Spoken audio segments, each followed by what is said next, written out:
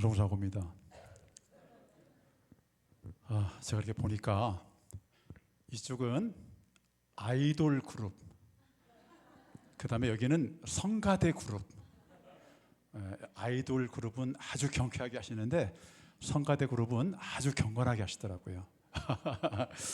저도 사실은 대학 청년부에 거는 기대가 굉장히 큽니다. 제가 별로 말씀을 드리는 것 같지 않지만 눈여겨보고 있는 것이 청년부가 성장하고 청년부가 더 풍성해져야 교회의 허리가 튼튼해지고 교회가 이모저모로 할 일이 참 많은데, 그래서 성가대에서도 좀 오셔서 같이 찬양하기를 원하고, 또 교사들이 얼마나 좀 필요합니까?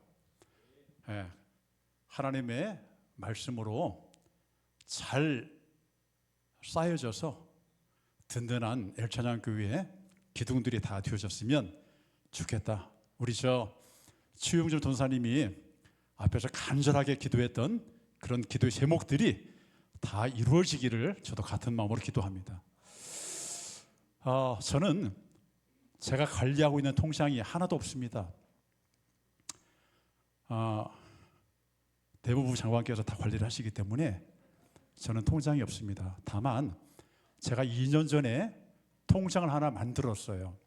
왜 만들었냐면, 제가 아침에 목사님들 한 20여 분과 함께 테니스로 같이 운동을 합니다. 그런데 아마 그 중에서 제가 제일 똑똑하고 야무진가 봐요. 저한테 총무를 좀 맡아달라. 그래서 2년째 제가 총무를 맡습니다. 그래서 이제 카카오뱅크를 하나 만들었어요.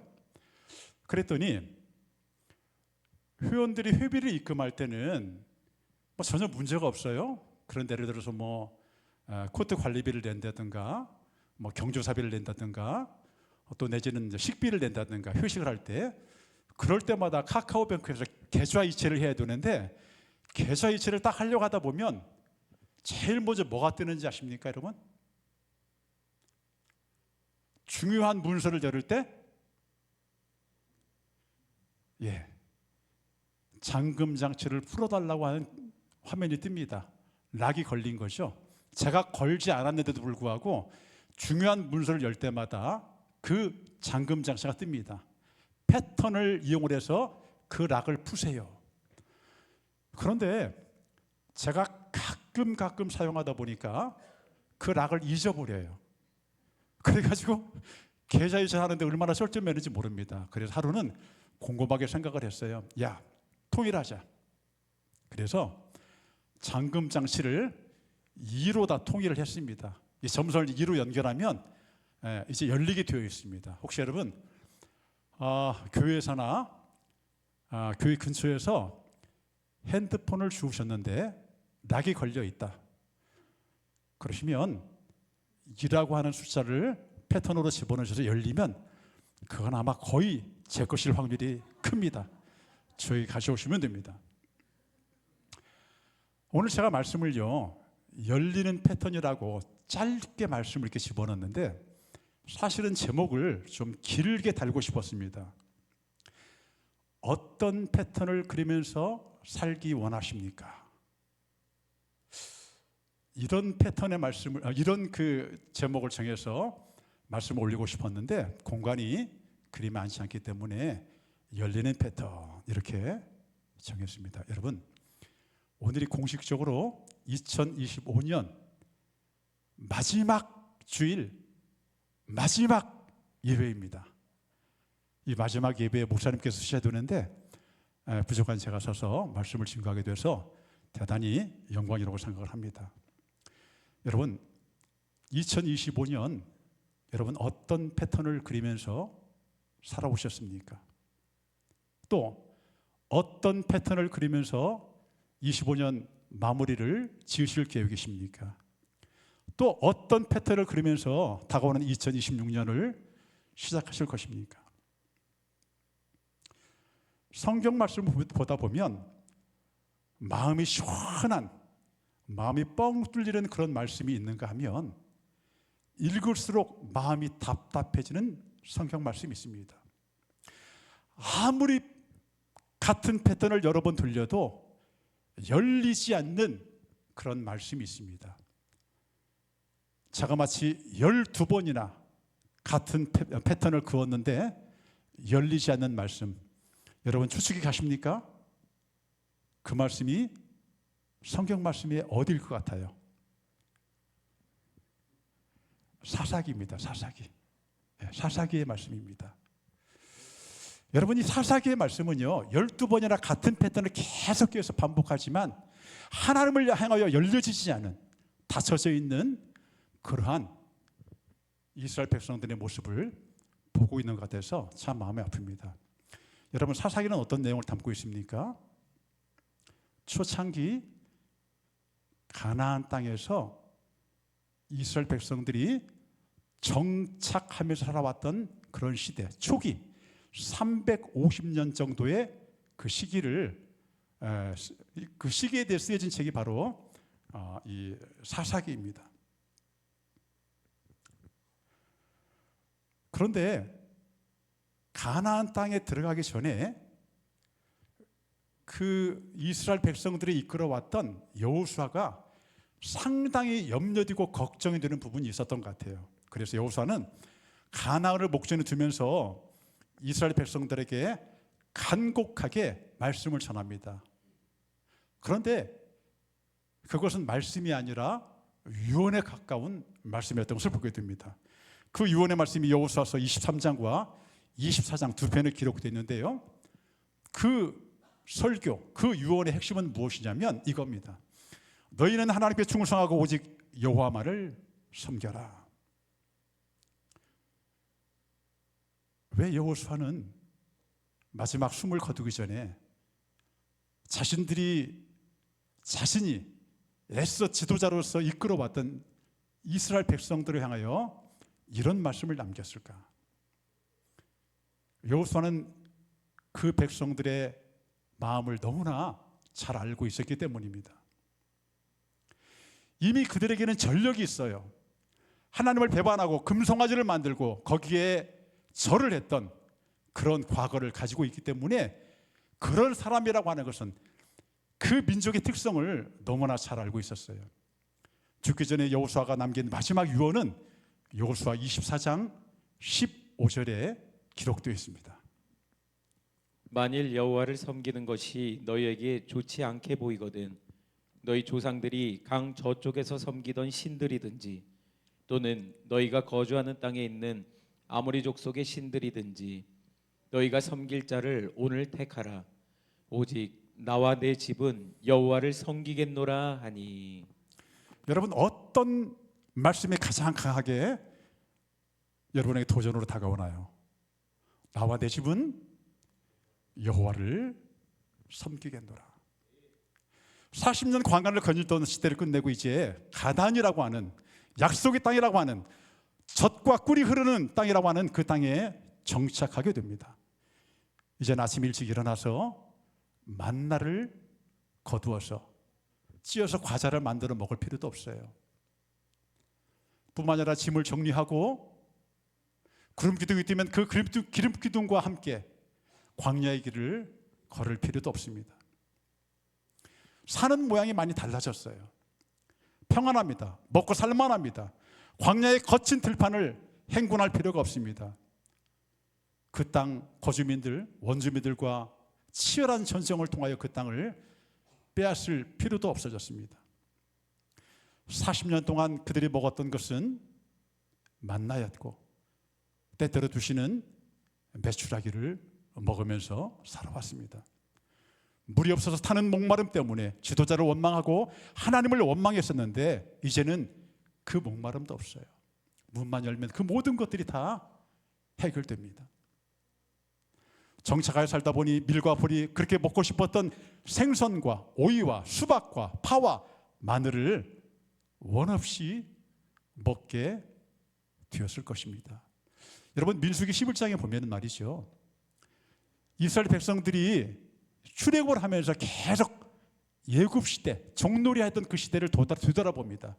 그리고 뒤를 보면서 먹고 싶은 것들에 대해서 나열합니다. 그것이 민수기 11장 5절에 기록되어 있습니다.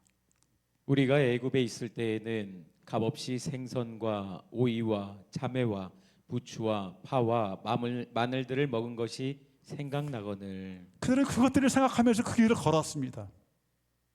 그런데 이제는 그럴 필요가 없습니다. 문만 열고 밖에만 나가면 원하는 모든 것들을 다 먹을 수 있게 되었을 것입니다. 먹고 살만하니 그 땅의 원주민들과 친밀해지고 그들이 섬기는 우상에 관심이 가고, 그러다 보니 하나님의 모습은 점점 더 흐릿해지고 좀 더 시일이 지나면서 이제 하나님 없이도 살 수 있겠다는 생각이 들고, 정착해서 살다 보니 그 땅에 기름지고 풍성한 과일과 채소에 눈이 커지게 되고 그들이 섬기는 우상에 눈이 뜨이게 되었던 것입니다. 하나님 떠납니다. 우상을 섬깁니다. 하나님 진노하십니다. 하나님 징계하십니다. 하나님을 알지 못하는 이방 민족들을 사용하시어 이스라엘 백성들에게 고통과 핍박을 줍니다. 이스라엘 백성들은 다시 하나님께 부르짖습니다. 그 부르짖음에 하나님은 응답하시고 사사를 세우셔서 이스라엘을 구원하십니다. 다시 평화가 그 땅에 찾아옵니다. 평화가 찾아오고 배부르고 등 따뜻하니까 또 하나님 잃어버리고 다시 우상에게 절하고 하나님 채찍을 맞게 되고 회개하면 하나님은 사사를 보내셔서 구원하시고, 이 5가지의 단계, 평화와 배반과 하나님의 징계와 회개의 눈물과 구원 그리고 평화, 이 패턴이 350년 동안 12번 이상을 반복했던 것이 사사기의 내용입니다. 여러분, 달라진 것은 무엇인 줄 압니까? 사사의 이름만 달라집니다. 그래서 이 시기를 향해서 성경학자들이 이렇게 말합니다. 다람쥐 쳇바퀴 도는 내용이다. 아무리 돌려봐도 제자리입니다. 실패의 자리입니다. 한두 번은 그럴 수도 있다고 생각합니다. 그런데 환경이 변했기 때문에 40년 광야 동안에 그 떠돌이 생활했던 사람들이 이제 정착해서 한 자리에 정착해서 살게 되기 때문에 오는 변화들, 그런 변화들 때문에 그럴 수도 있겠다. 한편으로 조금은 이해가 됩니다. 하지만 하나님을 배반하고 매를 맞으면서도 12번씩이나 같은 패턴을 반복해서 잘못을 범한다라고 하는 것은 여러분, 받아들이기 쉬운 일이 아니라고 생각이 됩니다. 여러분, 이들이 왜 그랬을까요? 왜 12번씩이나 이들은 하나님을 배반하고 하나님을 떠나고 하나님께 징계를 받고 다시 하나님께 엎드렸을까요? 여러분, 왜 12번씩이나 이런 일을 했다고 여러분 생각하십니까? 왜 12번씩이나 같은 패턴을 그으면서 이들은 실패의 삶을 살았다고 생각하십니까? 오늘 2025년 마지막 주일이죠. 마지막 예배죠. 공식적인 예배죠. 제가 오늘 본문을 읽었던 것은요, 시편의 150편, 시편은 150편으로 구성되어 있죠. 마지막 말씀입니다. 사사기의 결론은 사사기의 제일 마지막 장 마지막 절에 그 결론이 있습니다. 이들은 이 고백, 이 말씀 때문에 이들은 실패할 수밖에 없었습니다. 자, 그 마지막 절 우리 읽어주시겠습니까? 그때에 이스라엘의 왕이 없으므로 사람이 각기 자기의 소견에 오른 대로 행하였더라. 아멘. 이스라엘 백성들이 12번씩이나 같은 패턴을 그리면서도 실패했던 단 하나의 이유, 12번이나 계속해서 그들이 실패했었던 이유는 무엇이냐? 그들에게는 왕이 없었다. 하나님은 그들을 이끌 때, 예굽 땅에서 그들을 끄집어낼 때, 광야를 이끌 때, 40년의 광야 세계를 마치 마감할 때까지 하나님은 그 백성들을 향해서 뭐라고 말씀하시느냐? 내 백성, 내 백성, 내 백성이라고 애절하게 부르짖는데, 이스라엘 백성들은 그 하나님의 그 음성을 외면하고 왕이 없었다. 그래서 어떻게 했다? 자기 소견에, 자기 생각에, 자기 판단에 옳다고 생각되는 대로 행했다. 이게 12번의 패턴을 그으면서도 반복해서 실패할 수밖에 없었던 것이 바로 오늘의 이 말씀인 것입니다. 그러면 여러분, 사사기를 읽는 우리는 어떤 마음으로 이 말씀을 읽어야 할까요? 우리의 삶에 어떻게 적용할 수 있을까요? 우리는 사사기를 통해서 교훈을 받아야 돼요. 3,500년 전에 그때 그랬어, 그런 사건들이 있어서 이렇게 보는 것이 아니라 말씀하고 있죠. 모든 성경은 하나님의 감동으로 된 것으로 교훈과 책망과 바르게 함과 의로 교육하여 유익하니 이는 하나님의 사람으로 온전하게 하며 모든 선한 일을 행할 능력을 갖추게 하려 함이라. 이 말씀을 통해서 우리는 교훈 받아야 된다는 거예요. 말씀을 통해서 우리는 책망 받아야 된다는 거예요. 사사시대에서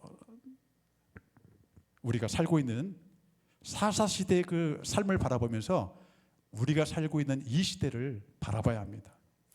말씀을 통하여 그 시대만을 바라보는 것은 잘못된 겁니다. 말씀을 통하여 이 시대를 바라봐야 합니다. 말씀이 무엇입니까? 저는 돋보기 같다고 생각합니다. 혹시 제가 앞에서 지금 설교하는데 달콤한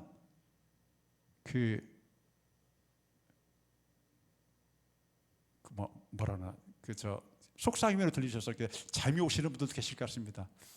괜찮습니다. 그냥 주무셔도 됩니다. 저는 그 말씀이 돋보기라고 생각합니다. 돋보기. 우리 세대를 향하여 주시는 하나님의 메시지가 무엇일까? 하나님의 뜻을 좀 더 크게, 좀 더 확대해서, 좀 더 뚜렷하게 보는 것이 오늘 주시는 우리의 말씀이지 않나, 저는 이렇게 생각을 합니다.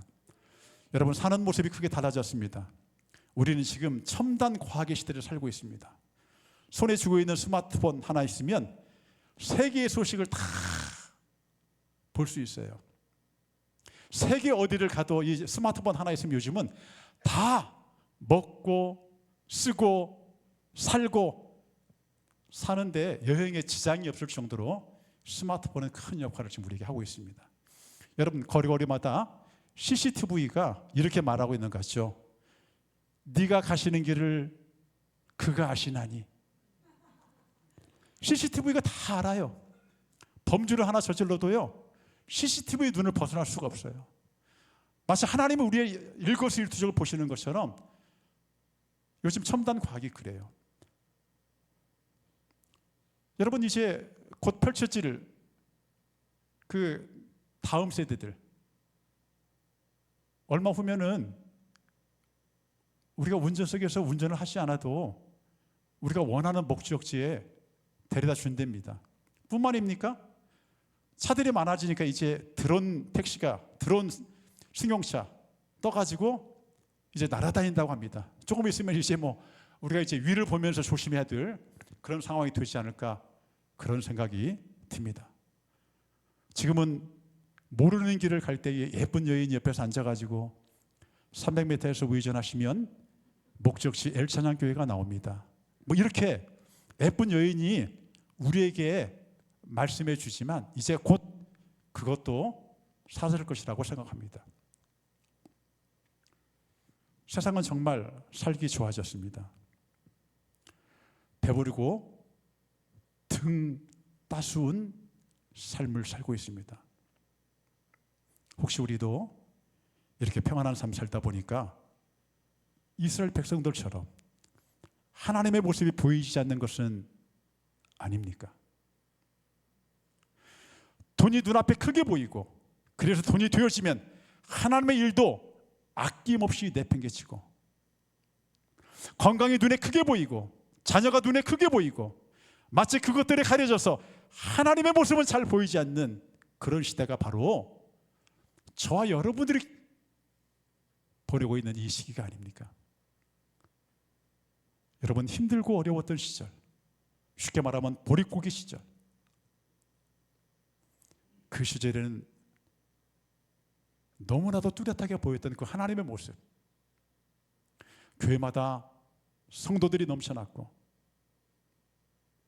부흥회가 있으면 좌석이 꽉 차가지고 늦게 오시는 분들은 앞으로 나와 강대상 위에 앉아가지고 열심히 하나님의 말씀을 듣고, 기도원들마다 꽉 들어차서 밤새워 눈물로 기도하고 하나님께 부르짖었던 그 세대가 있었기 때문에 오늘 우리가 이 세대를 살고 있는 것 아닙니까?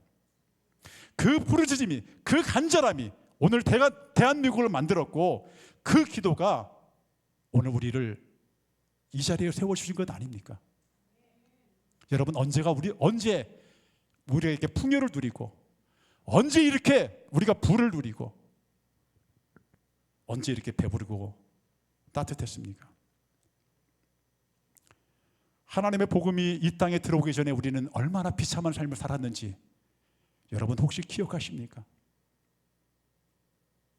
1885년에 선교사로 오셨던 언더우드의 기도문이 있더라고요. 보니까 그 언더우드 선교사님의 그 눈에 비쳤던 1885년, 지금으로부터 딱 300년 전이에요.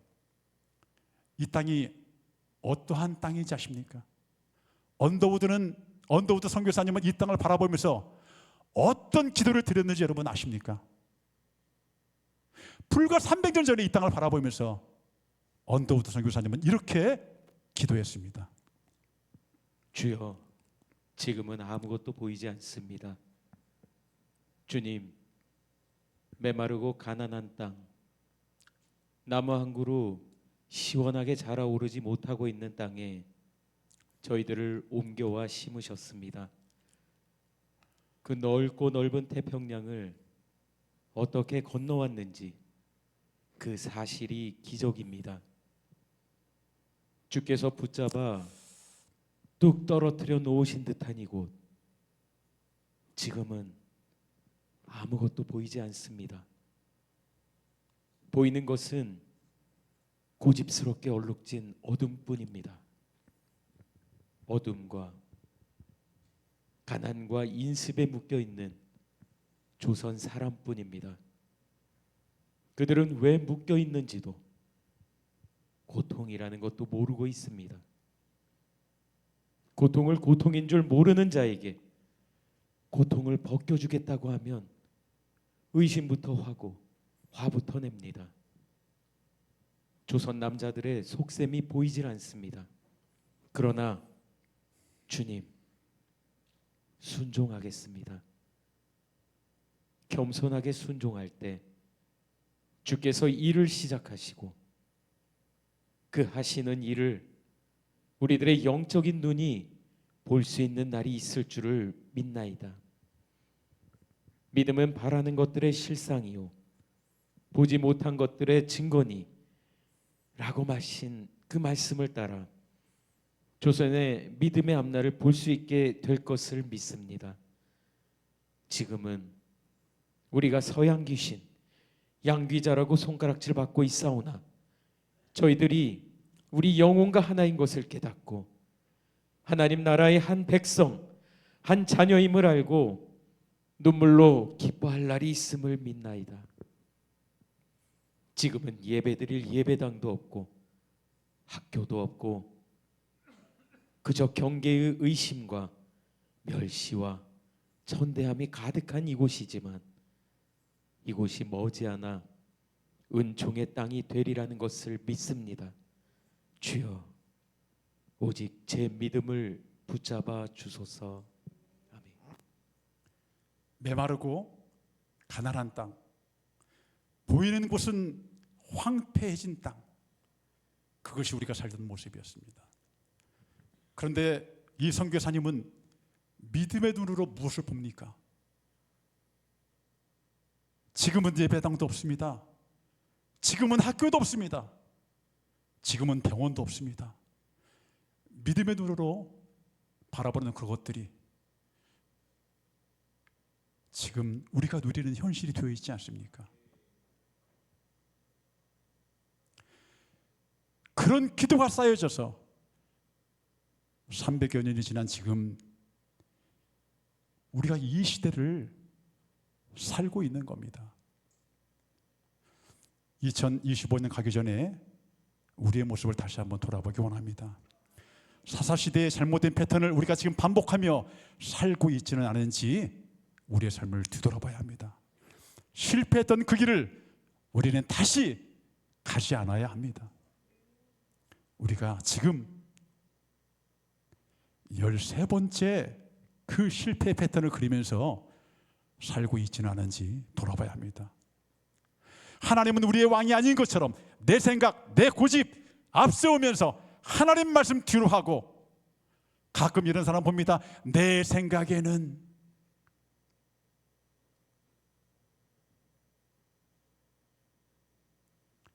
실패 패턴을 그리는 원인이 될 것입니다. 자, 그럼 성경에는 이렇게 실패 패턴만 그리는 말씀만 있느냐? 그건 아닙니다. 오히려 더 많은 곳에 열려진 패턴을 긋는 말씀이 훨씬 많습니다. 열려지는 패턴, 성공적인 패턴, 자그마치 12번이 아니라 150번씩이나 열려진 패턴을 긋는 말씀이 오늘 우리가 읽었던 시편의 말씀입니다. 근데 놀랍게도 말이죠, 여러분, 시편 그러면 하나님을 찬양하면서 시작할 것 같죠? 여러분, 성경 말씀을 보세요. 그리고 1절만 쭉 이렇게 읽어보세요. 한번 각 편의 1절. 아까 우리 사회자님께서 시편 150편의 1편부터 6편까지 읽겠다 그랬는데 1절부터 6절이죠. 자, 1편부터 쭉 보시면 그 1절에 나와 있는 가사 내용들을 보시면은요, 여러분, 하나님을 찬양하고 하나님께 감사하고 하나님께 찬미의 제사를 드리면서 시작하는 내용은 별로 많이 없습니다. 제가 보니까요, 반절 이상, 60% 이상이 어떻게 시작하냐면 때로는 원망처럼 들려요. 하나님께, 하나님, 내가 힘듭니다. 하나님, 목마릅니다. 하나님, 나를 왜 이대로 두십니까? 하나님, 내 형편 아시잖아요. 내 삶에서 하나님이 보이지 않습니다. 이렇게 처절하게 하나님을 고통 가운데 찾아요. 그런지 안 그런지 한번 볼까요? 자, 시편 3편 어떻게 시작하는지 볼까요? 여호와여, 나의 대적이 어찌 그리 많은지요. 일어나 나를 치는 자가 많으나이다. 네, 좀 이렇게 건너뛰고 나서 시편 10편입니다. 여호와여, 어찌하여 멀리 서시며 어찌하여 환난 때에 숨으시나이까. 예, 또 이렇게 좀 건너뛰어서 13편입니다. 13편. 여호와여, 어느 때까지나이까. 나를 영원히 잊으시나이까. 주의 얼굴을 나에게서 어느 때까지 숨기시겠나이까. 시간이 많이 없으니까 더 많이 뛰어서 42편입니다. 하나님이여, 사슴이 시냇물을 찾기에 갈급한 같이 내 영혼이 주를 찾기에 갈급하니이다. 아멘. 더 많은 그 이상의 많은 구절이 뭐냐면 답답한 가슴, 때로는 하나님을 향하여 원망하는 마음, 때로는 자기에게 처해진 그 형편과 처지를 바라보면서 하나님께 하소연하는 모습으로 시편이 많은 절반 이상이 그렇게 시작이 됩니다. 여러분 잘 아시는 것처럼 다윗은 평안한 삶을 살았던 사람이 결코 아닙니다. 그 삶을 보게 되면 굴곡진 부분이 훨씬 많아요. 우리보다 더 많은 상처를 가지고 있고, 우리보다 더 많은 아픔을 가지고 있고. 여러분, 골리앗을 쓰러뜨렸어요. 그런데 말이죠, 사울은 만만이요 다윗은 천천히 하라 이랬으면 얼마나 좋겠어요. 그런데 사울은 천천히고 다윗은 만만이다, 그 말을 사울은 가슴에 두었다. 그 말이 사울의 가슴을, 마음을 흔들었어요. 그래서 사울에게 많은 은혜를 베풀고도 쫓기는 신세가 됩니다. 죽음의 고비를 수없이 맞이합니다. 아들인 압살롬, 그 예전에 보니까 어른들이 그러더라고요. 압살 맞을 놈이라고. 네. 압살롬에게도 쫓기는 신세가 됩니다. 목숨을 유지하기 위하여 침을 질질 흘리면서 미친 척도 합니다. 아시는 것처럼 간통죄를 범합니다. 그 간통죄를 덮기 위해서 살인죄를 저지릅니다. 말할 수 없는 그 어려울 정도의 수없이 굴곡진 일들이 많았기에 하나님을 향한 원망과 불평이 많았을지도 모르겠습니다. 때로는 하나님을 향하여 이렇게 마음을 고백하기도 합니다. 하나님, 언제까지 잠잠하시렵니까? 시편 42편 중간에 보니까 사람들이 종일 내게 하는 말이 네 하나님이 어디 있느냐 하니 내 눈물이 주야로 내 음식이 되어도다. 사람들이 종일 나에게 하는 말이 네 하나님 어디 있어? 그러니까 내가 눈물로 음식 삼아서 먹을 정도로. 뭐예요? 그냥 눈물 흘리면서 살았다.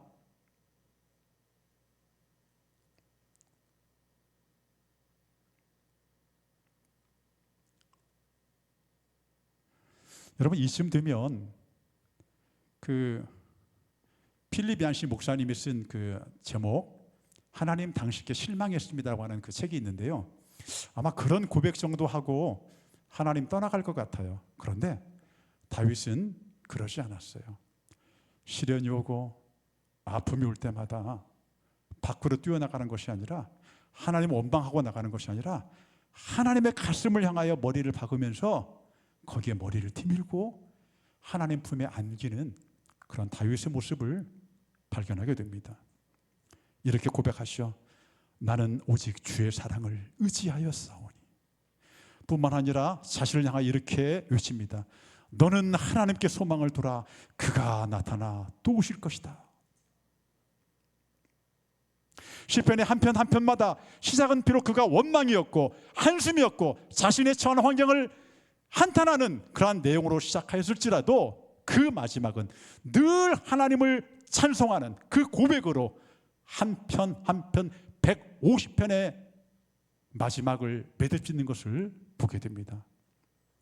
시편 42편 마지막 절은 어떻게 고백하면서 42편을 마무리하는지 말씀을 한번 보겠습니다. 내 영혼아, 내가 어찌하여 낙심하며 어찌하여 내 속에서 불안해하는가? 너는 하나님께 소망을 두라. 나는 그가 나타나 도우심으로 말미암아 내 하나님을 여전히 찬송하리로다. 아멘. 제가 지난번에도 말씀드렸던 것 같아요. 새로 된 번역에는 여전히라고 번역이 되어 있는데요. 그 전의 성경은 오히려. 저는 그 말씀이 더 많이 가슴에 와닿습니다. 오히려라고 하는 건 뭐예요? 내가 힘들지만 오히려 하나님을 찬송하겠습니다. 내가 어렵지만 오히려 하나님을 찬송하겠습니다. 내가 지금은 비참하지만 오히려 하나님을 찬송하겠습니다. 저는 오히려가 더 제 고백으로는 맞는 고백이다 이렇게 생각이 듭니다. 제가 말레이시아에 있을 때요. 제가 말레이시아 선교사로 있었던 건 여러분 아시죠? 그 제 차 앞에 제가 써놓은 말씀이 하나 있습니다. 시편 37편 23절에서 24절 어떤 말씀일까요? 여호와께서 사람의 걸음을 정하시고 그의 길을 기뻐하시나니 그는 넘어지나 아주 엎드러지지 아니함은 여호와께서 그의 손으로 붙드심이로다. 아멘. 자, 이 말씀을 왜 그 차 앞에 붙여놨을까요? 제가 어렵고 힘들 때 그 말레이시아는요 누가 그러더라고요. 말라 비틀어진 데라고.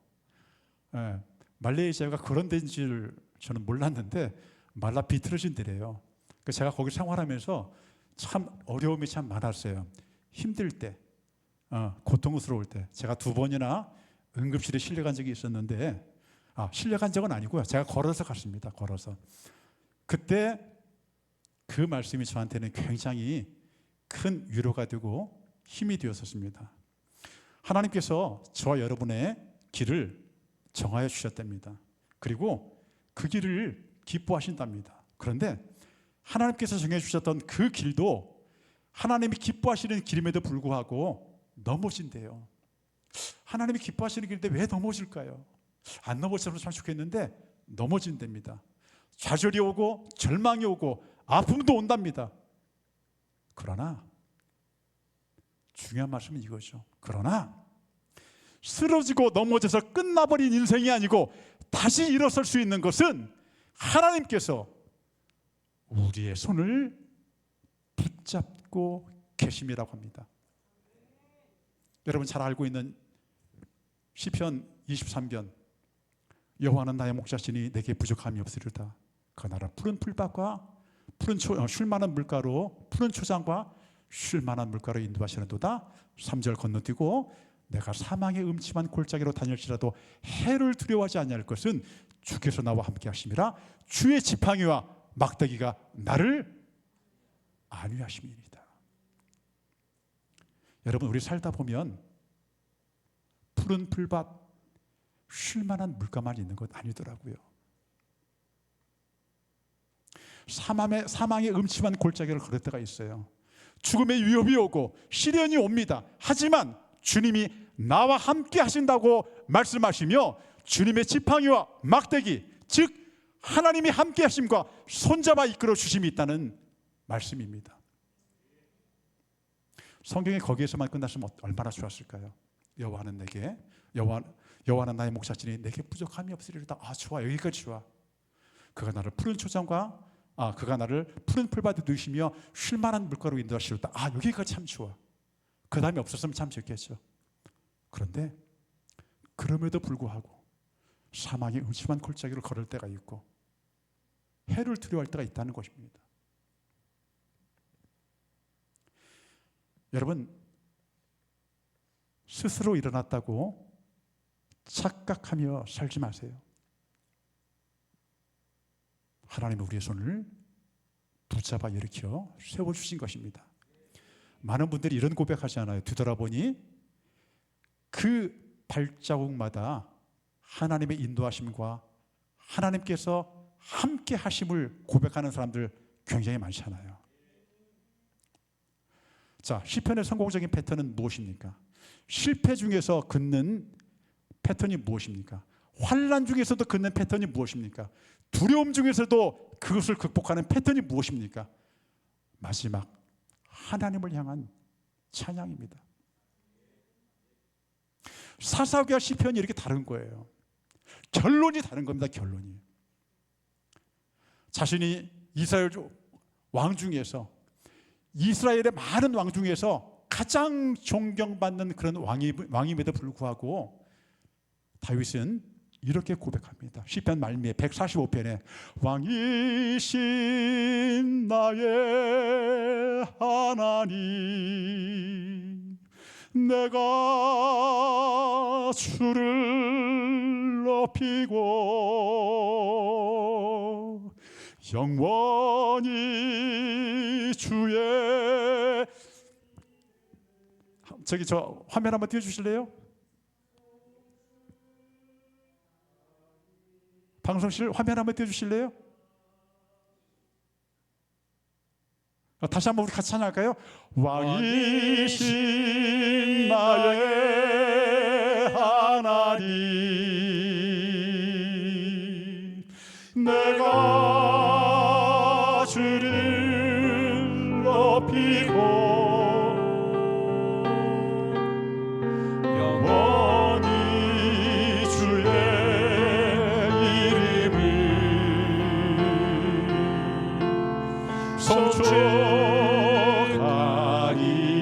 우리 한 번만 더 찬양할까요? 왕이신 나의 하나님, 왕이신 나의 하나님, 내가 주를 높이고 내가 주를 높이고 영원히 주의 이름을 송축하나이다.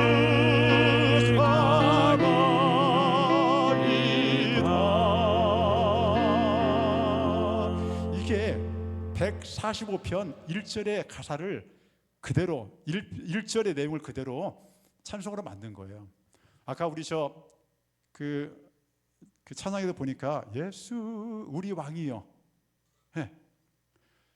다윗은 자신이 왕이면서도 불구하고 겸손하게 하나님 앞에서 자신의 직분을 내려놓고 하나님은 왕이라고 고백합니다. 여러분, 사사기 마지막 절하고 어떤 대비가 있나요?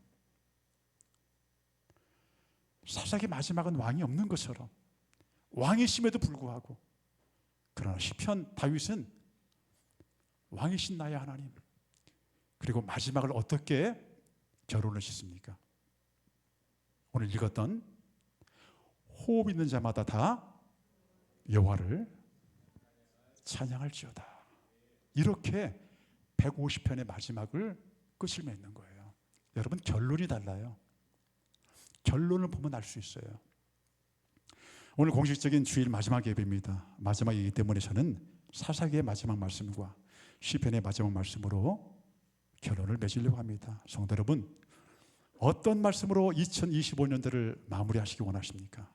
사사기의 말씀처럼 하나님의 왕되심을 거부하면서 내 속인대로 살면서 13번째 실패의 패턴을 그리면서 살기 원하십니까? 아니면 마지막 호흡까지 하나님을 찬송하면서 할렐루야 외치면서 2025년도의 끝을 맺으면서 2026 시작을 시편의 1편의 서두의 가사처럼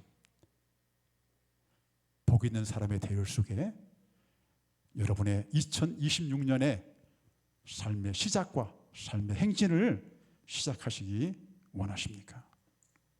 원컨대 2025년의 마지막을 하나님이 왕이심을 고백하면서 2026년에는 복의 근원이신 하나님의 축복을 넘치도록 저와 여러분의 삶에 채우시기를 간절히 소망합니다. 기도하겠습니다. 하나님, 오늘도 부족한 종을 세우셔서 말씀하여 주시니 참으로 감사함을 드립니다. 말씀을 준비하였지만 이 말씀은 다른 사람들이 들어야 할 말씀이 아니라 바로 저를 향한 하나님의 말씀인 것을 깨닫게 하시니 감사를 드립니다. 경건의 모양은 있었지만 경건의 능력은 없었습니다. 왕이신 하나님을 찬양하였지만 정작 하나님이 내 삶에 걸림돌처럼 여길 때가 많았음을 고백합니다. 하나님, 사사기의 마지막 말씀처럼 내 소견, 내 생각 앞서며 살지 않도록 붙드시고 시편의 마지막처럼 하나님을 인정하면서 하나님을 찬양하면서 살아갈 수 있도록 하나님 인도하여 주옵소서. 형편이 어렵다고 하나님 원망하고 힘들다고 하나님 떠나는 사람이 얼마나 많은지 모릅니다. 다윗처럼 어려움이 찾아오고 고통 찾아오고 두려운 일들이 찾아올 때 밖으로 뛰쳐나가는 그런 삶을 사는 것이 아니라 오히려 하나님의 가슴을 파고드는 우리 엘찬양 믿음의 식구들이 되어지도록 하나님 인도하여 주옵소서. 그래서 2025년도 시작 시편의 마지막 말씀처럼 하나님을 찬양하면서 매듭짓고 다가오는 2026년에는 시편의 1편의 시작처럼 다 복이 든 자들이 되어서 하나님의 축복을 마음껏 저들의 삶에 채우고도 남을 수 있는 귀한 축복의 성도들이 될 수 있도록 하나님 붙잡아 인도하여 주옵소서. 감사하며 예수님을 받들고 기도 올렵나이다. 아멘.